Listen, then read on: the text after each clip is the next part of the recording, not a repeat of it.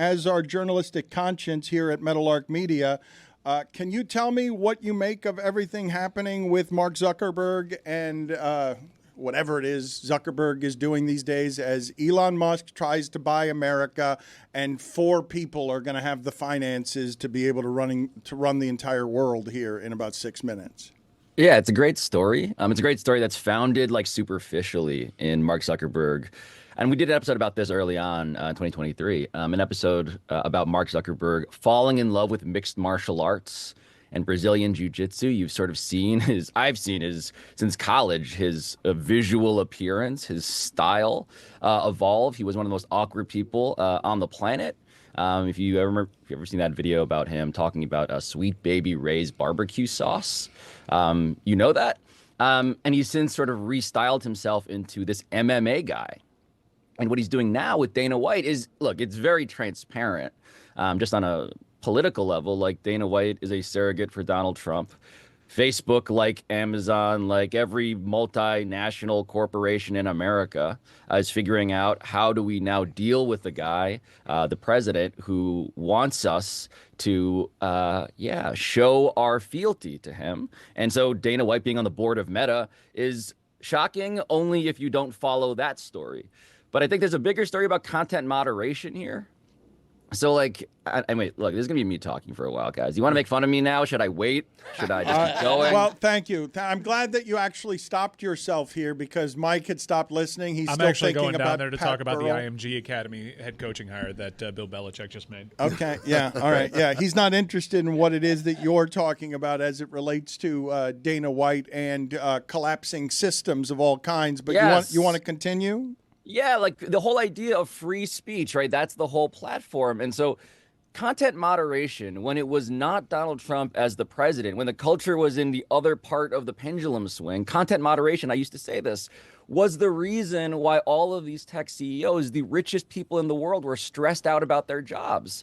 Because they had to do the hard act of basically being a Supreme Court justice and trying to figure out what speech is allowed, what is dangerous, what is free, what's okay, what's not, what's harassment, what's abuse. It's an impossible question that literally the Supreme Court has really hard, really hard times trying to solve. All right. And what? No, I want to stop you for just a second, just 1 second, okay? I know there are a lot of global things to be worried about, and one of them, I don't know whether it goes in your top 10 or not, is the fact that the richest people in the world are getting even richer as we create more desperation between the haves and the have-nots.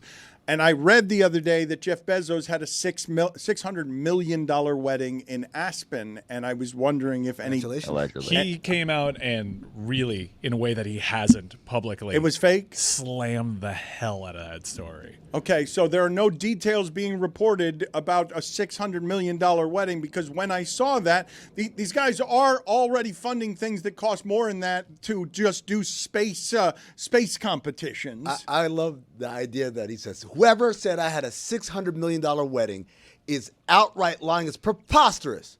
We're just dating.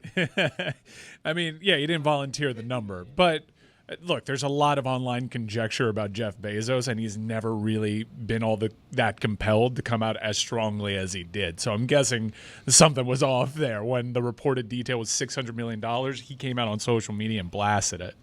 But the through line here is that they are coming out strongly, and I mean that literally. Like, Jeff Bezos is jacked now. Mark Zuckerberg works out. Like, these guys have become the other side of the cultural aisle when it comes from Nerdville now to, like, we are jocks. And what I was going to say about the content moderation thing is simply that they don't have to worry about that question anymore. Because now content moderation is what they always wanted it to be, which was just satiating the people who could get them in trouble. Mm-hmm.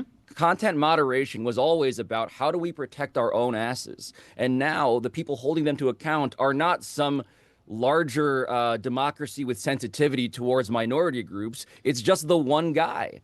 And so on the board of Meta is Dana White.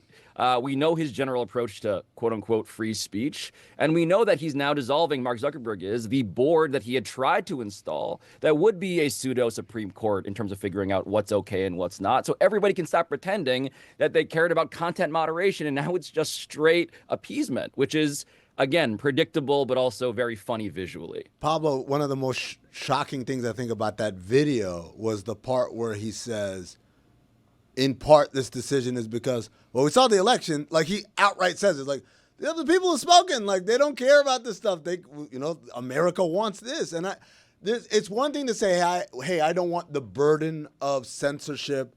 It's one thing to say, hey, we're going from, removing content to reducing mistakes in removing content. Like, all those things, I think you can make a rational argument for and see, like, yeah, that makes sense. But when he blatantly says, yeah, the election results also let us know that, like, the times are changing, that was the part I was shocked that he would admit out loud. Yeah, and by the way, like I don't have a good solution, right? Content moderation is in fact really hard.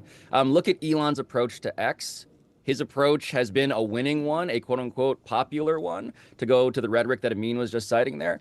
I don't have a good solution. It's literally why I keep on repeating this. The Supreme Court has to rule over these free speech issues. There is no easy standard for what is fire in a crowded theater versus abuse of minorities. Mm-hmm. It's incredibly hard, and it's a case-by-case basis, and it's not best left to tech companies. But to what Amin is saying, like, they're basically saying, yeah, look, Trump won and people don't care anymore about this. And I think that is, I guess, statistically narrowly true. He won a majority that is more narrow than the rhetoric suggests. But also, I think it's broadly true because everyone else is just exhausted. It's exhausted. Everybody here, I think, is tired of the argument about can this person say this or not. Even people who care about the trampled upon smaller groups in this country that are being, not just punched down upon, but like roundhouse kicked off of platforms. All of us are like, I guess that's just what it is. And I don't blame you. The other thing, Pablo, is there's also degrees to all of this, right? There's degrees. When you say people shouldn't be allowed to say this, one of the things that's been happening over the last couple of days is, as these fires are raging in California, in the past, Twitter had been like a great resource for people in these crisis moments of where to get help, where to avoid, all these kind of informational things. And instead, Twitter has been flooded because the algorithm is flooding the timelines with it's not really relevant to people trying to get information in time of a crisis. And that's kind of the thing is like, it's one of these things like, hey, you should say unhoused instead of homeless, versus actual actionable things that people need out of these devices. Yeah, it's one thing if it's just, hey, that's a sex worker, not a prostitute. Right. And then it's like, okay, let's, whatever. We're all exhausted by that.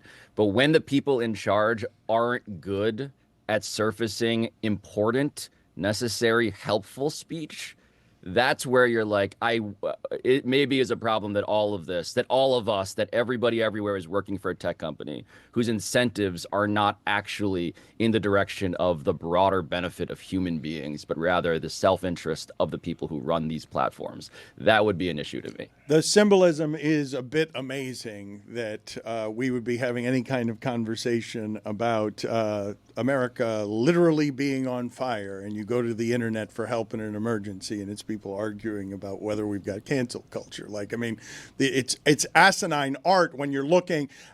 When I'm calling friends in California, very worried about them, and they're like, it's so much worse than even the video could possibly show you, because you've got hurricane winds blowing fire all over parts of California that weren't expecting fire of any kind, and they can't put anything out. And we sit here and make it about culture wars or politics.